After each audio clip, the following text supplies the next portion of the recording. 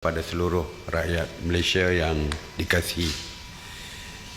Saya ingin memaklumkan bahawa Perintah Kawalan Pergerakan diperketatkan iaitu PKPD ke-7 di kawasan Selayang Baru Gombak, Selangor tamat pada hari ini.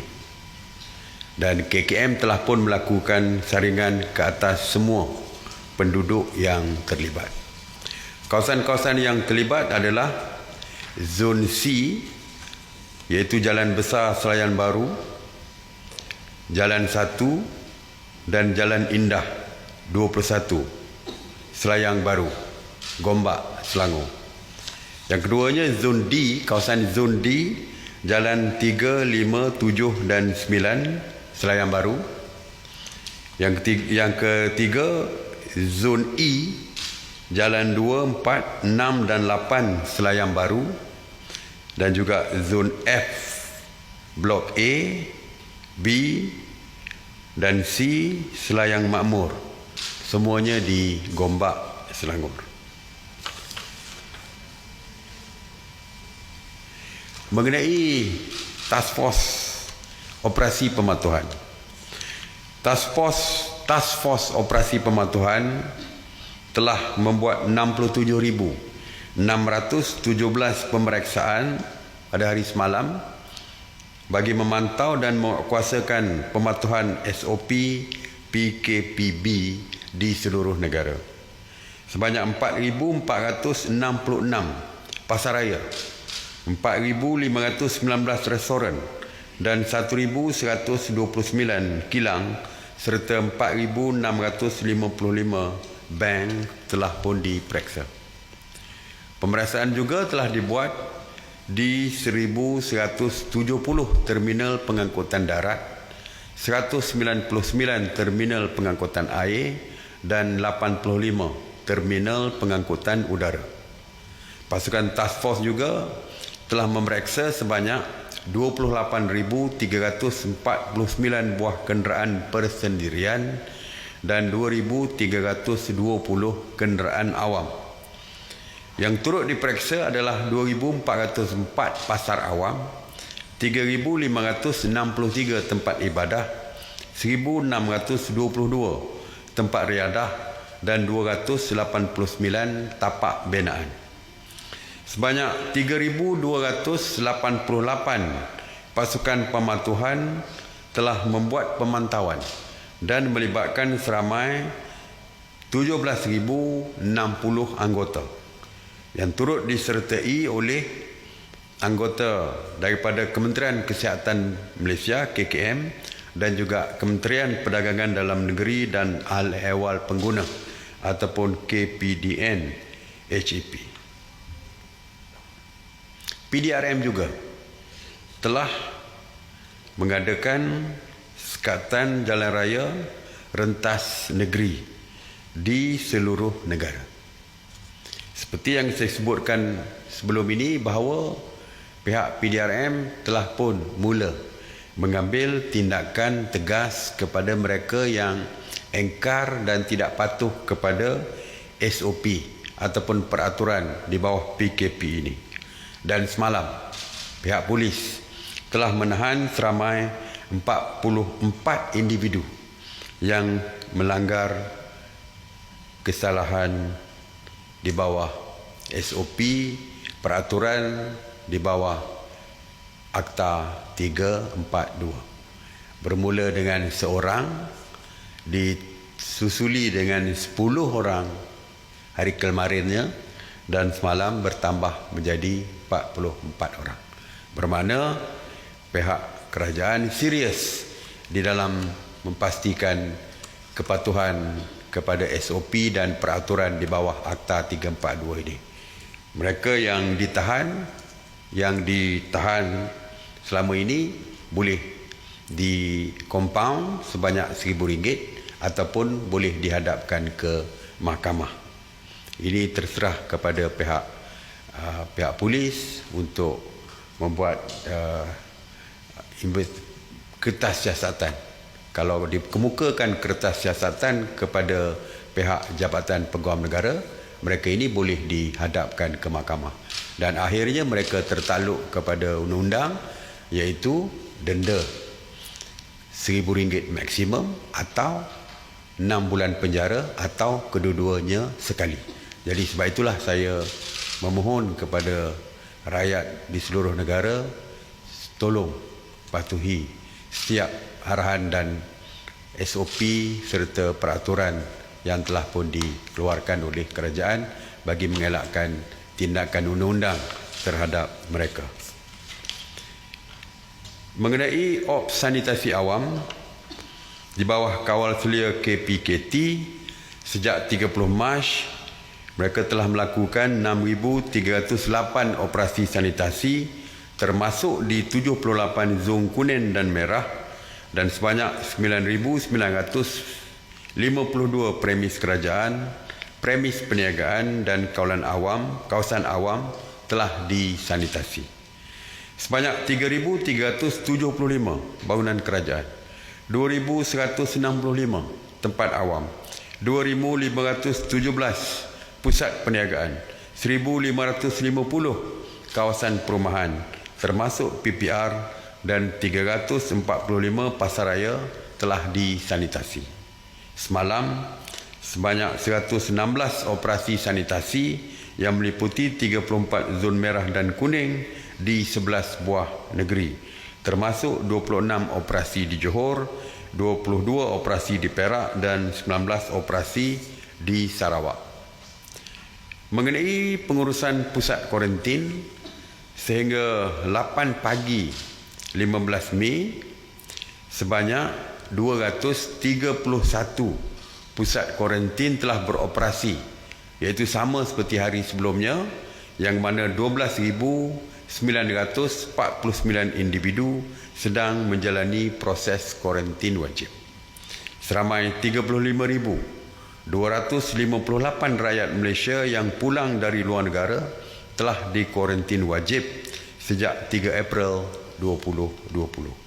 Dan sehingga hari ini, seramai 27,568 individu telah selesai menjalani kuarantin wajib dan dibenarkan pulang. Saya ingin melaporkan mengenai barang keperluan asas. Semalam, penguatkuasa KPDN HEP telah membuat pemantauan harian terhadap 25 jenis bekalan di 1,020 premis perniagaan, termasuk 799 peruncit, 190 pemborong dan 31 pengilang. Secara keseluruhannya, bekalan barangan keperluan mencukupi dan mampu menampung keperluan secara berterusan dan mudah diperolehi. Sejumlah 2,920 aduan harga dan bekalan telah direkodkan untuk tindakan bahagian penguatkuasa melalui sistem e-aduan. Tindakan akan diambil jika didapati mana-mana peniaga, sama ada peringkat pengeluar, pengilang, pemborong atau peruncit, yang cuba mengambil kesempatan untuk menaikkan harga secara mendadak. Oleh itu, orang ramai dinasihatkan supaya memberikan laporan kepada KPDN HEP jika terdapat kenaikan harga barang secara mendadak. Mengenai kecukupan barangan keperluan, saya sekali lagi menasihatkan orang ramai supaya tidak bimbang, kerana di bulan Ramadan ini insya-Allah bekalan makanan mencukupi. Pegawai penguatkuasa KPDN HEP juga telah melakukan 1,709 pemeriksaan khas pematuhan SOP PKPB ini mulai daripada semalam.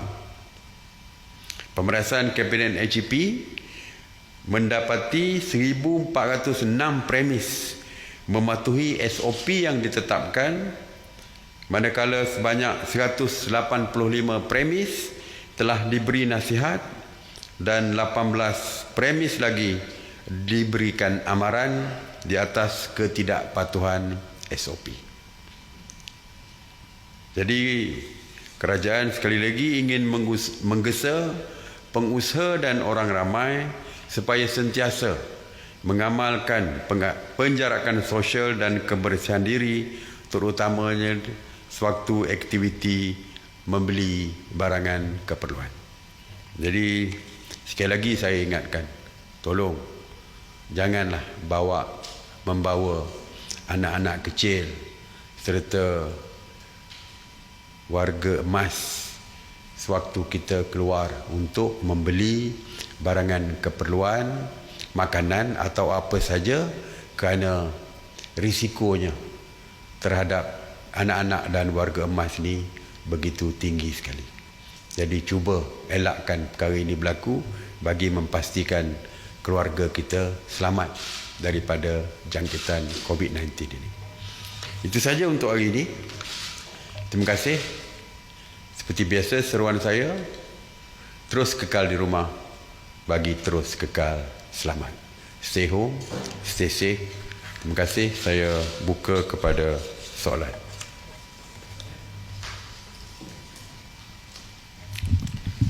Assalamualaikum Datuk Seri, saya Syamsiah bernama. Ada laporan mengatakan pasar Jalan Pudu dan sekitarnya dikenakan PKPD. Adakah ia benar? Terima kasih Datuk Seri. Tidak benar. Ya, tidak. Seperti saya kata, ada keadaan tertentu yang kita hanya membuat kawalan secara administratif. Belum lagi PKPD total lockdown, iaitu tidak dibenarkan keluar masuk dan sebagainya. Jadi mungkin kita letak kawalan, tapi masih lagi mereka dibenarkan untuk membeli makanan dan sebagainya. Biasanya bagi penduduk di kawasan tersebut, kita buat saringan setiap individu yang ada di kawasan yang kita membuat kawalan secara pentadbiran tadi. Tapi ini berbeza dengan PKPD yang kita buat total lockdown, tutup sepenuhnya dan mereka tak boleh keluar masuk, dan barang makanan pun akan dihantar oleh pihak kerajaan. Itu beza dia. Tapi saringan kita lakukan supaya memastikan kita nak tahu adakah ada yang positif atau tidak. Kerana yang positif terus kita asingkan, kita terus hantar ke hospital dan sebagainya. Okey. Assalamualaikum Datuk Seri, saya Hafid daripada Bernama. Saya mempunyai dua soalan. Seperti yang Datuk Seri katakan bahawa PDRM telah membuat sekatan jalan raya di seluruh negara, bagaimana pihak berkuasa memastikan bahawa SOP larangan rentas negeri benar-benar dipatuhi sepenuhnya? Ini berikutan terdapat warganet yang menceritakan pengalaman mereka yang merentas negeri secara curi-curi balik kampung, dan mereka menyatakan tidak mengalami sebarang sekatan jalan raya di Plaza Tol. Soalan kedua saya adalah, Datuk Seri, adakah pasukan Task Force PDRM ditempatkan di masjid atau surau terpilih untuk memastikan SOP solat Jumaat dan solat berjemaah dipatuhi? Sekian, terima kasih. Terima kasih. Sekatan jalan raya di tol mula dilaksanakan bagi mengelakkan rentas negeri. Dan seperti saya katakan, rentas negeri yang dibenarkan baru-baru ini hanya 4 hari saja melalui apps Gerak Malaysia. Selepas itu balik kepada normal, iaitu tidak boleh melakukan rentas negeri kecuali dengan kebenaran polis. Maknanya sesiapa yang rentas negeri tanpa kebenaran polis tentu saja akan diambil tindakan oleh pihak polis. Yang rentas negeri tanpa kebenaran ini boleh dihukum di bawah Akta 342. Pihak polis masih boleh terus mengkompaun mereka ataupun membawa mereka ke mahkamah untuk dihadapkan ke mahkamah dan dihukum oleh mahkamah. Jadi yang curi-curi itu saya tak tahu betul ke tidak, kadang-kadang provokasi saja. Dan kalau boleh, kalau betul mereka curi-curi, ambil gambar mereka lah. Macam dulu ada pernah yang selfie tu, silakan. Pihak polis pasti cari mereka. Jadi tak boleh.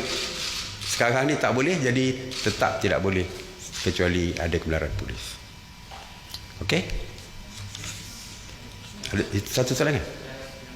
Soalan kedua, adakah pasukan task force PDRM ditempatkan di masjid untuk masuk? Oh, hari ini baru bermula kebenaran untuk bersemayang Jumaat berdasarkan SOP yang dikeluarkan oleh kementerian ataupun di bawah Jabatan Agama Islam, Majlis Agama Islam dan sebagainya. Oleh kerana hari ini hari pertama, kita akan dengar laporan daripada Menteri Agama dulu. Apakah status atau perkara yang berlaku di masjid seluruh negara. Bukan seluruh negara, setengah negeri masih belum lagi. Terutamanya wilayah. Hari ini dah dibenarkan, kita akan cek.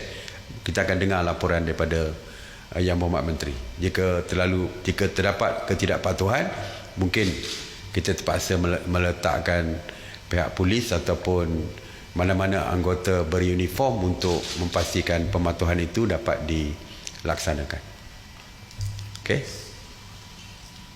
Assalamualaikum Datuk Seri, Aisyah dari Bernama. Semalam Datuk Seri memaklumkan weekend husband and wife boleh membuat pergerakan rentas negeri. Bagaimana pula untuk mereka yang bujang terutamanya dalam musim perayaan ini? Adakah kerajaan akan mempertimbangkan agar mereka dapat bergerak rentas negeri untuk pulang ke kampung? Terima kasih Datuk Seri. Yang bujang ni rindu kat siapa ni? Ya. Kita benarkan keluarga yang terpisah itu dari segi kemanusiaan kita. Yang kita faham. Anak yang dah hampir 2 bulan tak berjumpa dengan ibu bapa mereka, ibu atau bapa mereka akibat daripada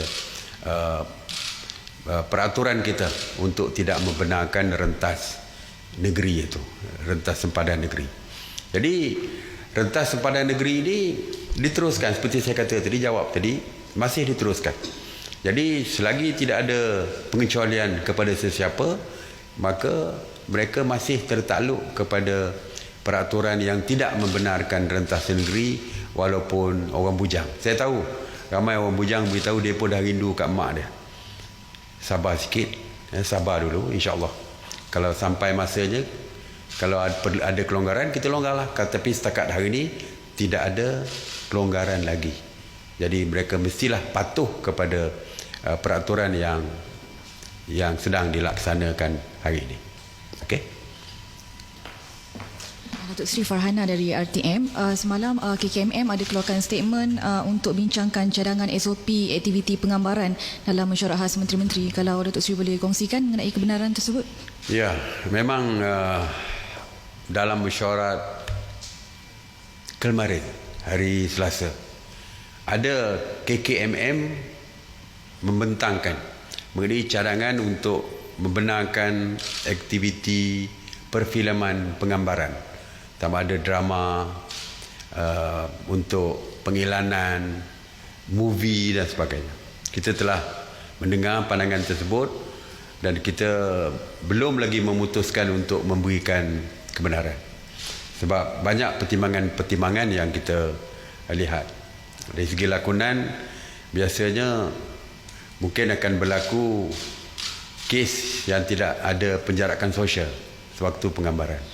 Ya, jadi kita, dan penggambaran bukan melibatkan pelakon saja, tetapi melibatkan kru yang ramai dan sebagainya. Jadi sebab itulah kita kata kita hold dulu.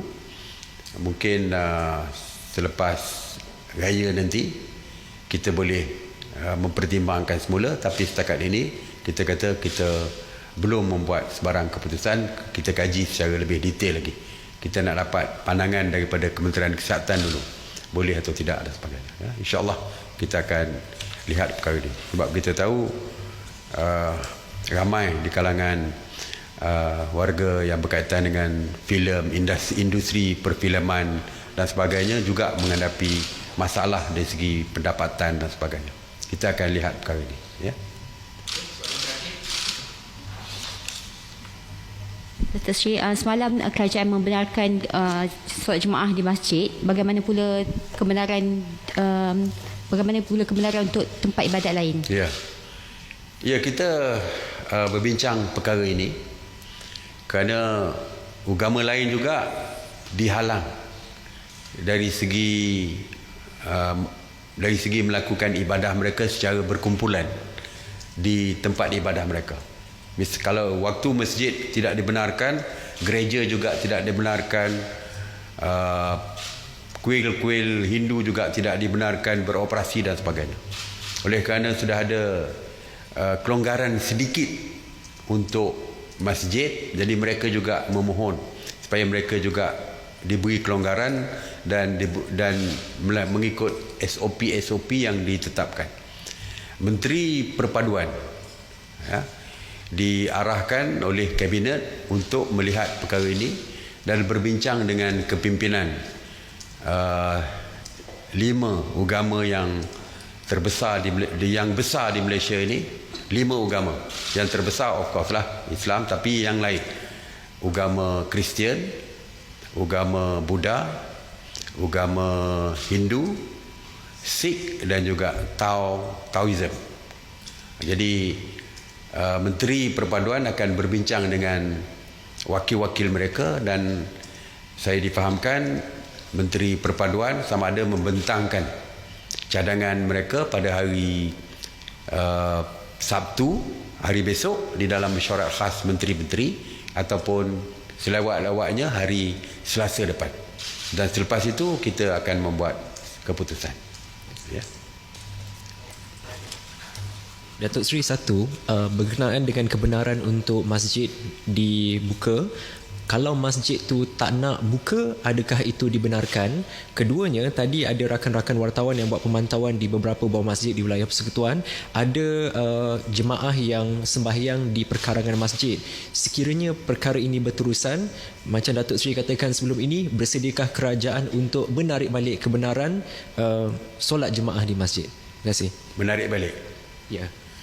Okey, hari ini adalah hari, sebab tu saya kata hari pertama tadi. Kita belum mendapatkan laporan secara detail daripada Menteri Agama. Ya. Dan SOP telah pun dikeluarkan. Apabila keputusan SOP itu kita persetujui, bermaknanya ianya melalui yang pertamanya muzakarah telah pun mempersetujui SOP tersebut. Yang kedua, kalau untuk negeri yang tiada raja, tiada sultan, ianya dipersembahkan kepada ke bawah Duli Yang Maha Mulia yang di-Pertuan Agong, Peti Bilah Persekutuan, disembahkan dan dipersetujui. Maknanya SOP itu telah pun mendapat perkenan daripada Yang di-Pertuan Agong dan sebagainya, dan Pertuan Agong.